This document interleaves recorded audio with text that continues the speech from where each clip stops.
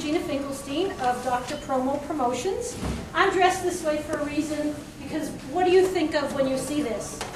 A doctor, right? And my company is called Dr. Promo, so you have to have something memorable. You have to have a hook. You have to have a gimmick. You have to have something that people will remember. I don't even know if this is on. Okay, there we go. I guess I'm okay without it, but I want to thank AAA and Pete's Towing for getting me here today. So I had a little breakdown on Meadowbrook. Scared the heck out of me, but I'm okay. And you know, some people look at it and they say, oh, you know, that's so corny. But let me tell you something. Corny sells. Corny is a $19 billion a year industry. Promotional products, it generates $19 billion with a B dollars a year in revenue. So corny does sell, whether you like it or not. It doesn't matter, because I've learned that over years in the business. It doesn't matter what I like; it's what my customer likes. They can like the most awful, horrid thing, but if they like it and they want it, I'll do it for them. I will never say no.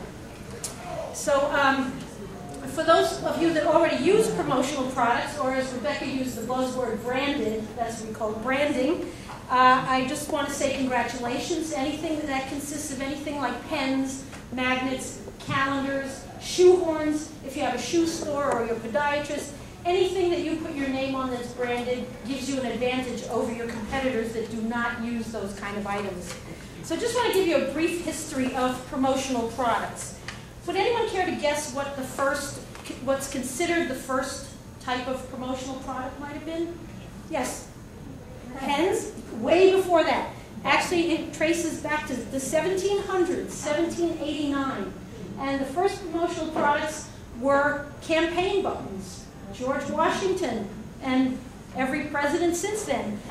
So promotional products has been around for hundreds of years, we can say. Dating back to the early and mid-1800s, they used calendars, wooden spoons, farmers' almanacs. So promotional products are not new. We've been around, this industry has been around for many, many, many years.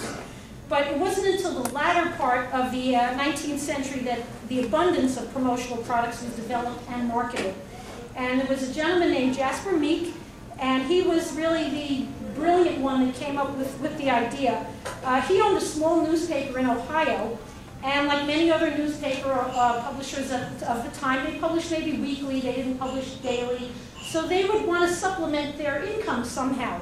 So he got the brilliant idea when he saw a school child on her way to school with books. You know, they had no backpacks or those rubber straps that I used to use. They would just carry them. And he saw her come by and stumble and drop her books in the dirt, and it just gave him a light bulb moment, as we call it. He realized, you know what I can do? I can solicit someone, and he went to the owner, Mr. Cantwell, the owner of Cantwell Shoes, and he had an idea about building store traffic, name recognition, and increasing sales. And his idea was to imprint a burlap book bag, and with a simple but direct message, buy Cantwell Shoes. That's it. There were no phone numbers, no websites, nothing formal like that. Just buy Cantwell Shoes. The town was so small, everybody knew who Cantwell was. So the shoe store owner would give every child a free bag. And then the children were thrilled. They had their books in a nice little bag for free. The parents were free, ecstatic about that. And they would carry the bag as they walked to and from school, because they all walked, and they walked maybe miles to school and miles back. And every time they passed a house, a store, farm, people, they would see that message, buy Cantwell Shoes. And that was really like the beginning of promotional products in that respect. Promotional products has really, really evolved since then. I mean, there are literally hundreds of thousands of things that you can imprint on. Some things you probably would never even imagine. There are things that light up. There are things with sound. This is a good one, a sound card. It's a cup of coffee, and it says jangled on it, and you open it. It says, give me a jingle, and you put your card in there. And people love it.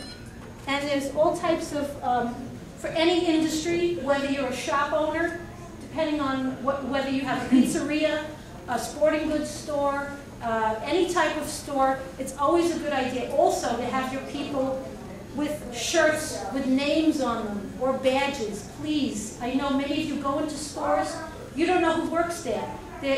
Some people have red shirts, some have blue shirts. I've been approached in the store, oh, can you tell me, where the whatever is? I'm like, I'm sorry, I don't work here because I just happen to wear the same color shirt that their employees are wearing, but they have no identification. They have no name, they have no tag. It's very important. You have to know when you walk into a store who works there. And if you're the store owner, it's in your own best interest to have your customers know that. And then again, whether you have a medical practice, we have, believe it or not, this happens to be a highlighter. It's shaped like a syringe. They also come as a pen. So, and this is a bone-shaped pen, orthopedist. Just like I said, corny cells. Any type industry, profession, store, whatever you do, there's something out there for you that you can put your name on. It's a great leave behind. It's a way for people to remember you. It's a way for them, they can pass it on. Like if someone's happy with you, say, oh, you know what, here's a magnet from my plumbers, landscapers, electricians. They're all great with those things. They wear t-shirts with their name on it. They leave you a magnet, so when your pipe bursts, you have their number handy. It's very important to be in front of people in any way you can. Whether it's a postcard that you mail or a pen that you leave with them. You must have your name in front of every person with whom you do business, and especially with those with whom you would like to do business.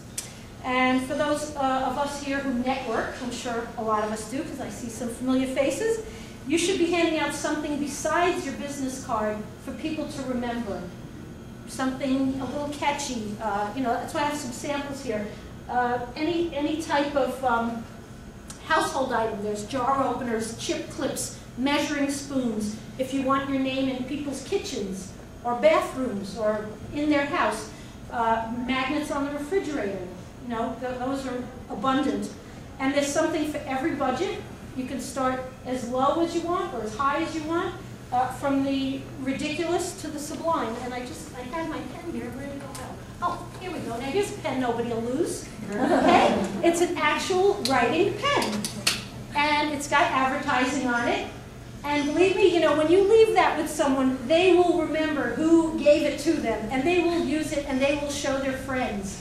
So sometimes the more bizarre, the better, because that way people will remember. And slide guides are also good, especially like for medical professions. This one it's missing the thing, but let me get another one. This one happens to be everyday exercises for busy people. A fitness, gym, spa, doctor's office. It's a slide guide, has different points here. What you do is you just put the little red dot there, and then you get an explanation, more intense. There's things on the back. There's probably a couple of hundred different professions that can use these. There's ones about fitness. There's home buying tips for mortgage brokers, financial people, backaches for chiropractors, orthopedists, neurologists. There's a lot of these things out there. There's just an abundance of promotional products, and you really should be using them. You should be using them to get your name out there and just to be remembered. So, standing up here in the white coat, see this? See? Little flashing badge.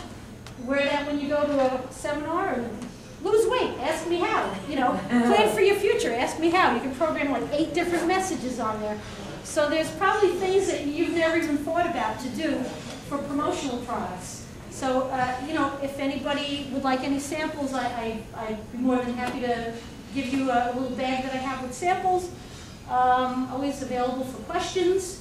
And I'm done.